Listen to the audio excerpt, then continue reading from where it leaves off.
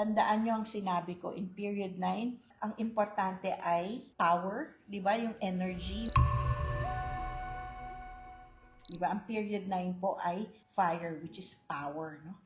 Yan, aggression, persistence, passion, nandun po yung power. No? Ano po sinabi ko sa inyo? Diba? Ano ang meron tayo? Tayo may sarili tayong energy, may sarili nating power, yung core natin. Diba yun sabi ko, palakasin ninyo.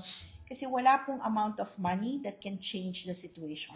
There is no kind of business, kahit po sa feng shui business, hindi yan mamamacro-manage lahat tapos biglang mag-iiba ang takbo ng mundo. Hindi po. Ibang-iba na po talaga, no? So, dapat yung inner core mo, yung inner energy mo, yung spirituality mo, yan na lang ang pag-asa natin po. And lagi ko yan sinasabi sa inyo, even before the war erupted, no? Kaya dapat mag-focus ka, palakasin mo ang sarili mo, no? So, if you can do sadanas, if you can do purification, if you can do merit making, yan ang mga gawin nyo.